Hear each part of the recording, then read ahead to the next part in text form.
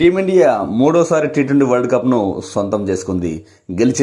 గెలిచాక సంబరాలు అంబరాన్ని అంటాయి. అయితే ఒక లిమిట్లో మాత్రమే సంబరాలు జరిగాయి. ఎవరిని అవమానించలేదు, ప్రపంచ కప్ను ఎక్కడ ఇబ్బంది పెట్టలేదు.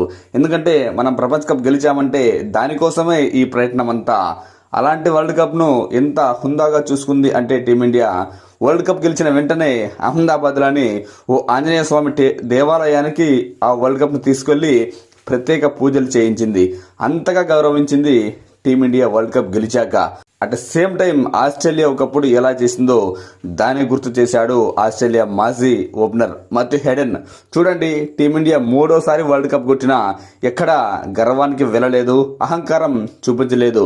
ప్రపంచ కప్కు ఎంత విలువ ఇవ్వాలో అంత విలువ ఇచ్చింది. కానీ మా ఆస్ట్రేలియా ఆటగాళ్ళు మాత్రం 2023 వన్డే వరల్డ్ కప్ గెలిచాక వాళ్ళ ప్రవర్తన ప్రపంచ కప్ పట్ల అసలు బాలేదు. అలా చేయాల్సింది కాదు. 5 సార్లు 6 సార్లు ప్రపంచ ఛాంపియన్ అయిన ఆస్ట్రేలియా వరల్డ్ కప్ పట్ల అలా ప్రవర్తించాల్సిన అవసరం లేదు. వాళ్ళు ఆ రోజు ఎందుకు అలా ప్రవర్తించారో నాకు ఈ రోజు కూడా అర్థం కాలేదు. కనీసం భారత్ను చూడండి, ఎంత హుందాగా నడుచుకుంది. వాళ్ళు ఫైనాన్షియల్ పరంగా కూడా బీసీసీఐ చాలా స్ట్రాంగ్ అయినప్పటికీ వాళ్ళు అలా ప్రవర్తన ఏ రోజు ఉండదు. కానీ మా ఆస్ట్రేలియా వాళ్ళు మాత్రం 2023 వరల్డ్ కప్ సమయంలో చాలా ఎక్స్ట్రాలు చేశారంటూ సంచలన వ్యాఖ్యలు చేశాడు. ఒప్పుకుంటున్నా, నిజం చెబుతున్నా, ఆ రోజు మా వాళ్ళు అలా చేయాల్సింది కాదు. బహుశా అలా చేయడం వల్లే ఏమో ఈరోజు ఈ టీ20 వరల్డ్ కప్లో కనీసం సూపర్ 8కు కూడా ఆస్ట్రేలియా చేరలేకపోయింది. 5వసారి 6వసారి వరల్డ్ కప్ గెలిచామని అహంకారంతో అలా చేశారేమో, కానీ అది చాలా తప్పు. ఎన్నిసార్లు కొట్టినా, ఎన్నిసార్లు వరల్డ్ కప్ గెలిచినా హుందాగా ప్రవర్తించాలి. నాకు బాగా గుర్తుంది, ఆ వరల్డ్ కప్లో ఆఫ్ఘనిస్తాన్తో జరిగిన మ్యాచ్లో ఆస్ట్రేలియా ఓటమి అంచున నిలిచింది. ఆ రోజు కనుక మ్యాక్స్వెల్ ఆడకపోతే అసలు ఆస్ట్రేలియా సెమీఫైనల్కు కూడా వెళ్ళేది కాదు.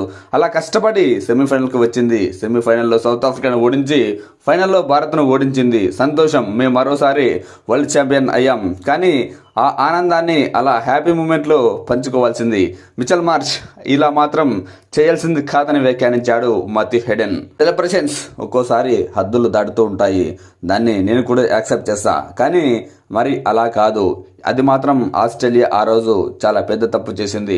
బహుశా ఆ ఫలితమేమో ఈరోజు కనీసం సూపర్ 8కు కూడా ఆస్ట్రేలియా చేరకుండా జింబాబ్వే చేతిలో సైతం ఓడిపోయి తీవ్ర అవమానంతో ప్రపంచ కప్ నుంచి ఆస్ట్రేలియా వెనుదిరగాల్సి వచ్చిందంటూ మాథ్యూ హెడెన్ సీరియస్ వ్యాఖ్యలు చేశాడు. ఆటగాళ్లకు కంట్రోల్ చాలా అవసరం. ఈ వరల్డ్ కప్ లోనే చూడండి, ఫైనల్లో భారత జట్టు గెలుపు కన్ఫర్మ్ అయ్యాక కూడా డారీ మిచెల్తో సూర్యకుమార్ యాదవ్ ఎంత కూల్గా ప్రవర్తించాడో. తప్పు మా బౌలర్దేనంటూ అతనికి సారీ కూడా చెప్పాలి. అలా ఉండాలి ప్రవర్తన, అంతేకాని శృతిమించి మా ఆస్ట్రేలియా వాళ్ళ మాదిరిగా ఉండకూడదంటూ హెచ్చరించాడు. ఇక ఈ వరల్డ్ కప్ లో భారత జట్టు అద్భుత ఆటతీరుని కనబరిచిందని, నేనైతే ఫస్ట్ మ్యాచ్ లో అమెరికా పైనే భారత జట్టు చాలా కష్టపడి గెలిచింది. ఇక ఈ వరల్డ్ కప్ లో భారత జట్టు గెలవడం అసాధ్యం అనుకున్నా. ఓపెన్ గా చెప్పాలంటే కనీసం సెమీస్ కూడా రాదేమో అనుకున్నా. కానీ వాళ్ళ ఆటతీరు మాత్రం మ్యాచ్ కు చాలా మారిపోయింది. సూపర్ 8కు చేరుకున్నాక ఒక్క ఓటమి ఆ జట్టును చాలా ఇబ్బంది పెట్టింది. అయినప్పటికీ వెస్టిండీస్ పై భారీగా గెలిచి సెమీస్కు చేరుకుంది. సెమీస్లో ఇంగ్లాండ్ గట్టి పోటీనిచ్చినప్పటికీ ఇంగ్లాండ్ ఓడించి ఫైనల్ చేరి ఫైనల్లో మాత్రం న్యూజిలాండ్ను పూర్తిగా ఏకపక్షంగా ఓడించిందని గుర్తు చేశాడు మాథ్యూ హెడెన్.